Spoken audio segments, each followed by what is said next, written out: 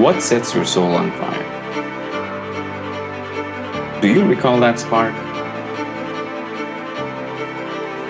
Often we choose the path that is comfortable. We avoid discomfort at all costs. We shy away from it. We steer clear of challenges. And we flee from suffering.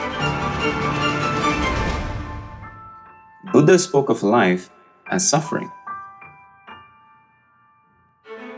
To truly live, we must embrace it.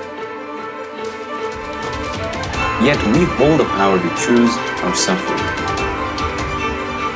Pause, reflect, think. Is your struggle bringing you joy? If not, perhaps it's time for a change.